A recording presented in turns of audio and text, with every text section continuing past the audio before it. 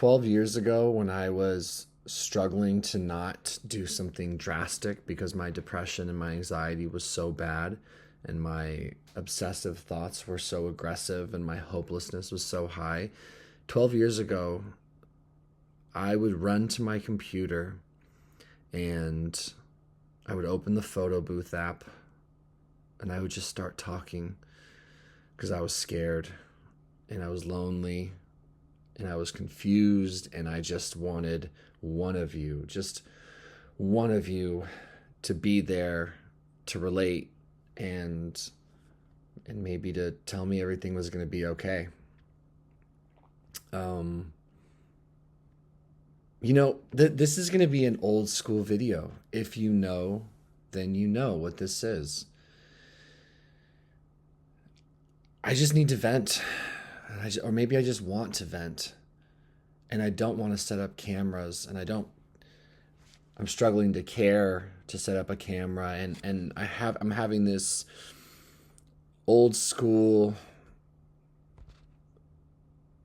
feeling, I guess, or these old thoughts of like, I just want to talk. Like, I just need to share. I just want to relate to someone out there. That's all this is.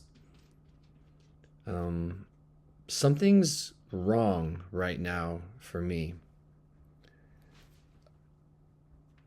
And I don't. Something feels wrong.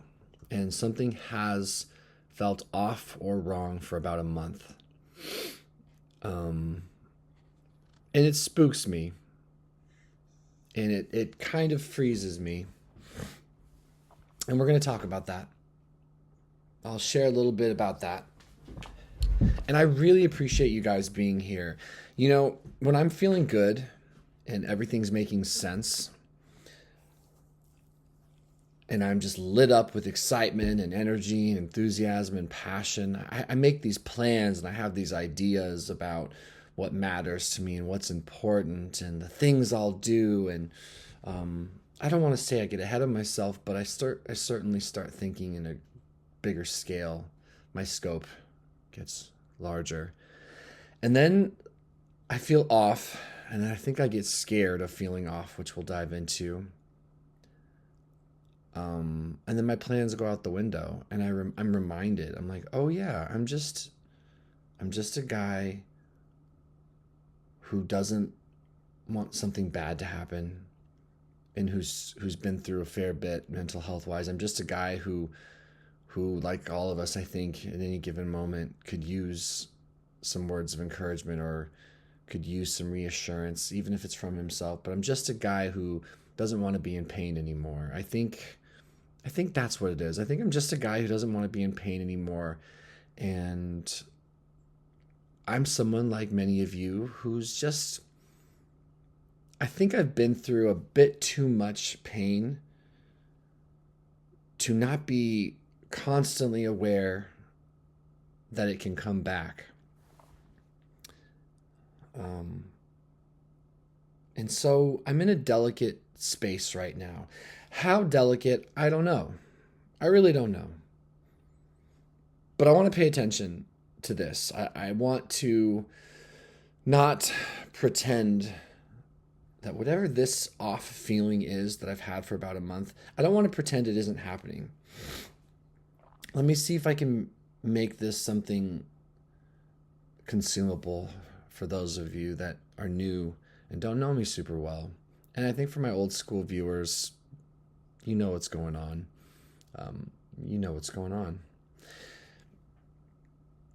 So the channel starts with me having a mental breakdown, treatment-resistant depression, barely survived it, super scary, the kind of darkness that I didn't know existed, and it stripped away my sense of safety in this world, because once you've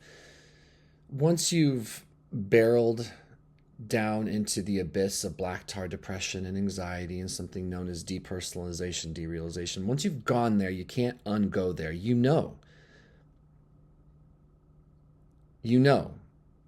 don't get to live in a world where that didn't happen.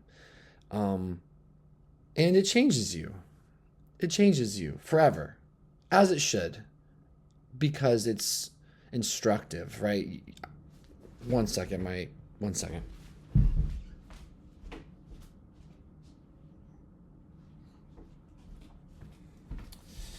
So it changes you. And and I didn't believe for the longest time that I would ever get better. Nothing you could have said, nothing any expert could have said, nothing was going to lead me to believe that I was going to be okay. I don't know about you, but I don't think I'm well designed to be in acute, aggressive pain for too long before I'm like, okay, this is fucked. I'm done. I'm not getting out of this. I got to find a way out of this. And I was in that space that I need to find a way out of this for a long time. And then, as I've detailed ad nauseum, I discovered my low T. It was a tool that helped me to get off psych meds. And I eventually, in spite of myself, I eventually found a little hope and I found a little solid ground. But then, as I've talked a lot about on this channel, because it's just such a pervasive part of my story, alcohol made its way back into my life, and I drank and I drank and I drank, and then I stopped and I drank and I drank and I stopped, and I couldn't stop, and somehow I stopped, and then I drank and I drank, and then decided, oh, well, maybe I meant to always drink, and I just did this very classic waltz with alcohol. Nothing particularly unique, nothing particularly special about my story with alcohol. It is a dime a dozen alcoholic story. Boy drinks alcohol. Alcohol makes boy feel better than he's ever felt. Boy pursues alcohol at great lengths while still kind of enjoying life. Then pursues alcohol at extreme lengths as his love for life starts to dwindle. Then decides he wants to pursue alcohol less so he can get back that boyish joy for life. And then boy realizes he cannot just make that choice. He can't flip that switch. Boy turns into a man. Man starts to... This is a weird way of doing this, but we're in it. We're doing it now. Man starts to negotiate and barter with alcohol. Man thinks... This is so ridiculous to do this in third person. Man thinks, hey, alcohol, you do what I say. Alcohol says, I help you feel better, make life okay. Oh man, now I wonder if that's offensive. Christ, forgive me. This is why, well, I suppose this is why I record on a normal camera and then I edit. Lord, the bottom line of whatever that just was, I got to a place where I could not negotiate with alcohol. I couldn't find a love for life. And when I've gotten rid of alcohol, by luck it seems, that love for life didn't come back enough to make me think everything was going to be okay, and so I just ran back to alcohol. I've done that since I was a kid. Any trouble in my life, I gotta stop drinking, it's going to solve all my problems. And then life gets better, but it doesn't solve all my problems. I'm still left with me and whatever's going on in my head and my very limited ability to process whatever all of this is. Run-of-the-mill alcoholic story. And this last time around, my drinking got horrendous. A daily binge drinker, drink till you pass out type of drinker, wake up with dread and anxiety and extreme rumination and hopelessness and sweating and detoxing and depression and all of the things that us alcoholics get to enjoy when we can't or won't surrender and let go.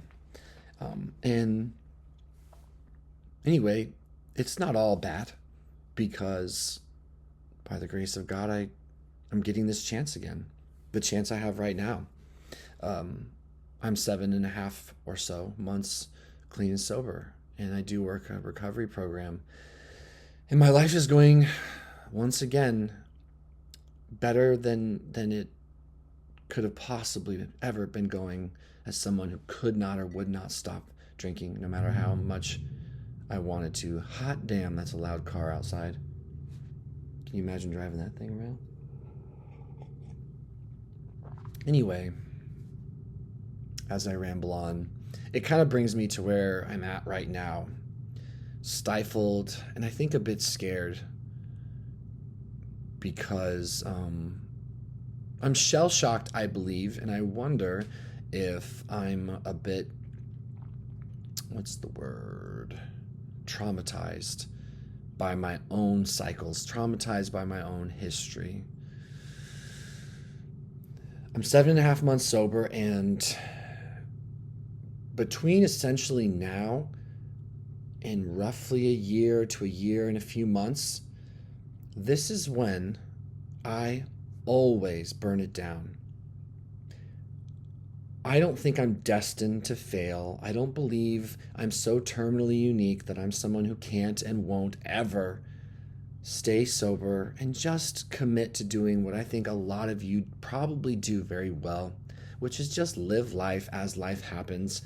Be sad as sadness, comes about. Find joy where you can. Do your best to help others. Try to be present. Normal life stuff. Things that I've been running from my whole life to some degree or another. Good could always be better.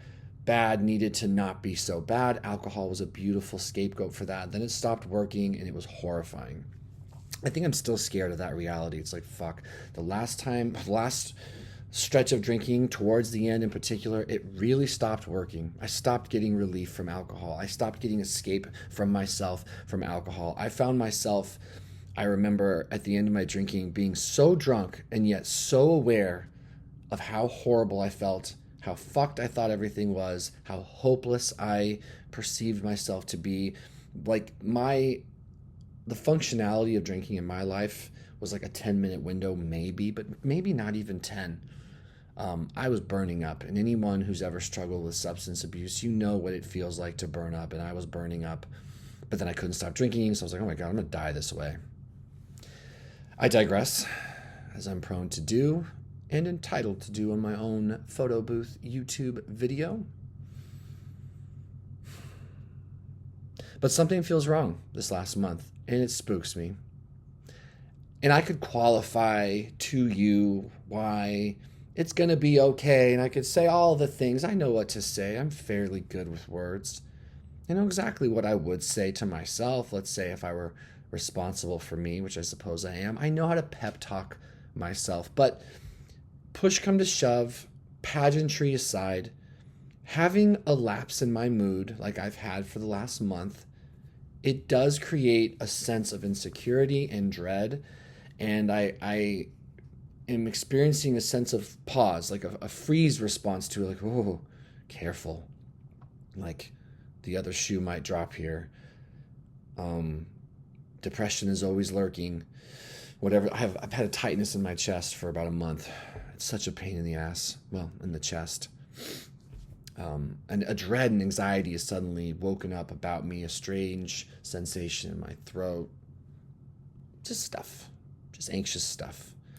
Depression doesn't seem like it's a thing, more like some stress response to the anxiety. But I think all of it comes together and has me going, oh man, like if I'm speaking my truth right now and I'm not trying to be presentative, if I'm not presenting myself in any particular way, but if I'm just sharing my thoughts, I get this thought in my head where I'm like, oh, fuck, dude. Don't panic. Don't drink. Whatever it takes, don't do that. Like, we'll figure this out. It's okay.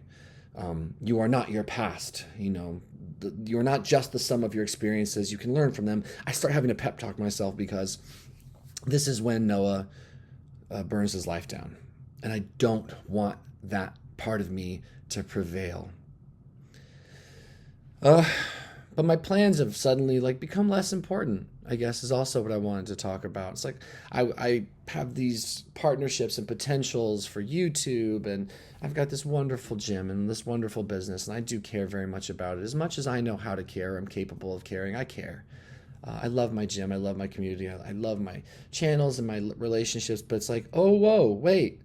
None of that matters if whatever this is slips me into a state that has me deciding or thinking that alcohol is going to be my solution. Like, it's a quick and shiver-inducing reminder. It's like, none of that shit matters if you get drunk again, Noah. None of it.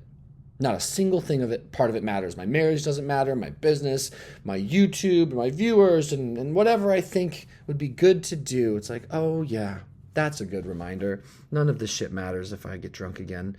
And so inside of me lives clearly a pretty scared little boy still, who remembers how quickly my life can change, who remembers how quickly my mental health was stolen from me back when I was 25 and I had my major breakdown. There's still a younger part of me that wants to trust that I can get through this, but knows full well that I haven't before.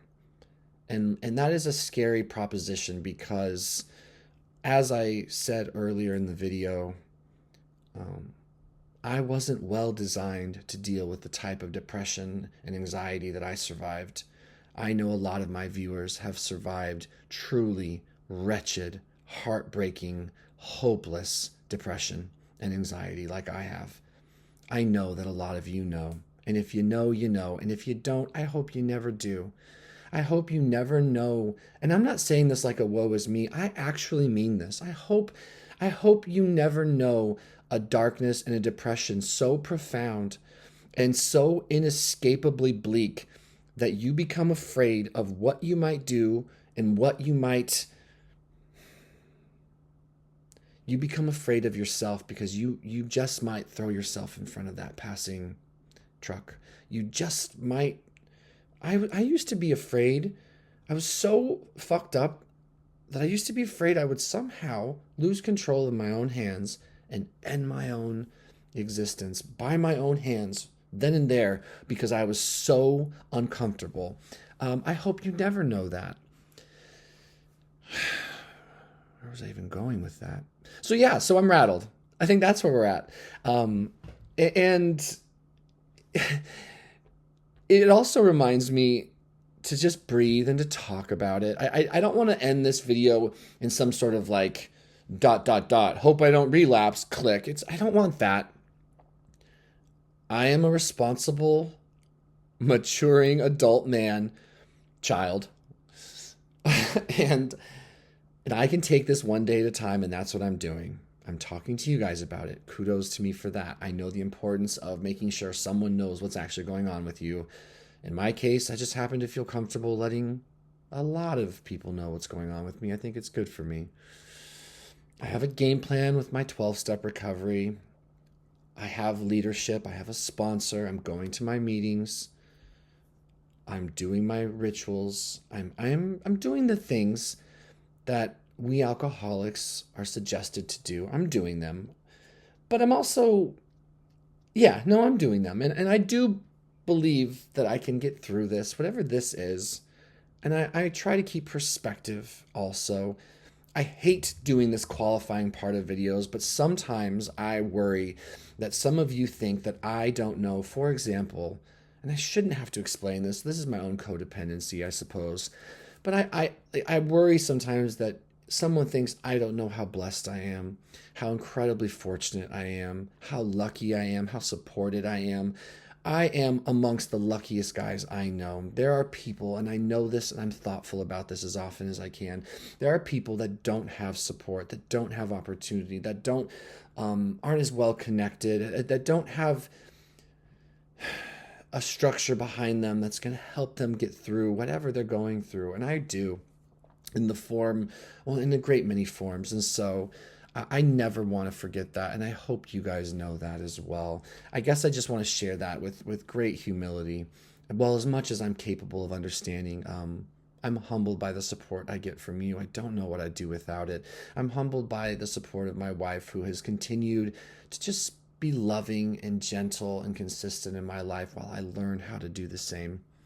I have access. I'm very, very, very, very lucky. Very, very lucky, and may I never forget that. Yeah. So that's kind of what's going on with me. Like, I'm all right, but something's wrong, but I'm all right.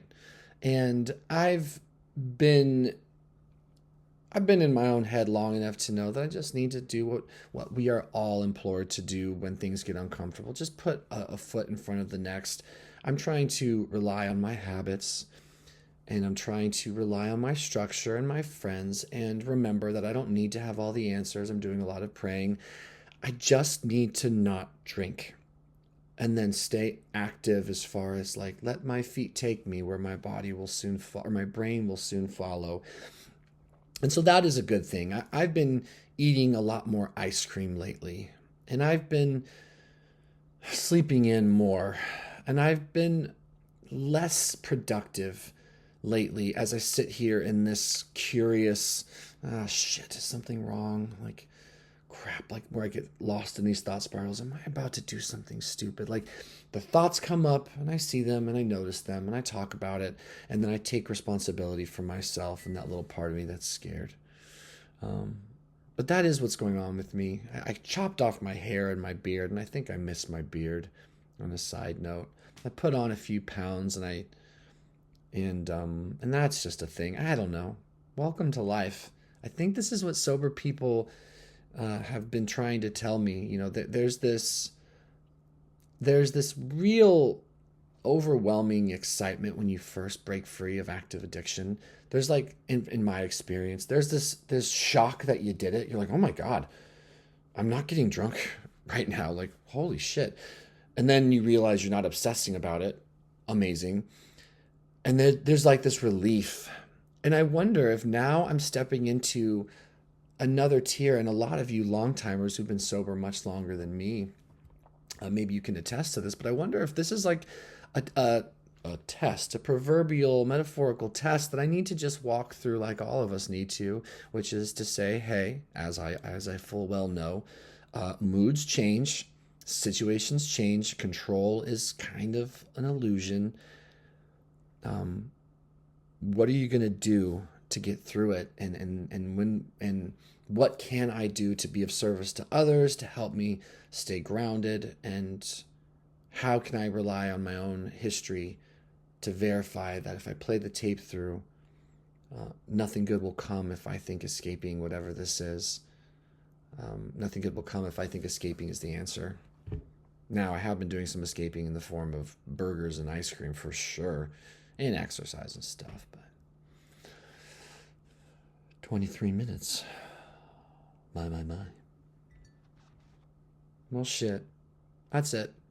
I'm going to stay sober today. I'm going to walk with whatever this slightly uncomfortable feeling is and this anxiety is, and this flatness that's kind of been washing over me. I'm just going to walk through it the best I can. I'm going to do my best to stay honest with you guys, not perform my way through this. I love you. I appreciate you. And I need you. And I'm glad I have you. And I know a lot of you are going through stuff similar. We're not alone. I know that. And as quick as my mood suddenly changed, and whatever this is, I know how fast it can change back so long as I don't do anything silly. And I plan not to do anything too silly. As I work through this, my wife's been a G. She's been super supportive and kind. My sponsor's awesome. I'll be all right. And I'm getting good moments as I see how long I can keep you here. I'm getting good moments. I just was having like the best 2 or 3 months ever prior to this last month, and it just scares me a little bit. I just get frightened of where I've been, and that's okay. Who could blame me? Who could blame me? So please, truly in closing, please consider sharing your experiences with me and with others.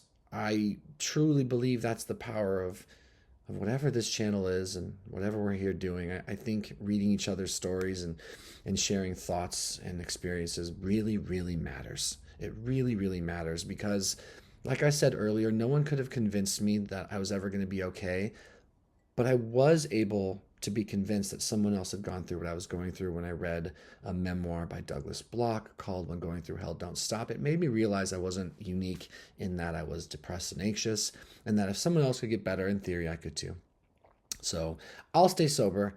I love you guys. I'm going to let this go, and I'm going to just upload it. No cover photo, no nothing. We're going old school today. Thank you for being my therapist today. Thank you for just letting me vent. and share my insecurities and my vulnerabilities with you.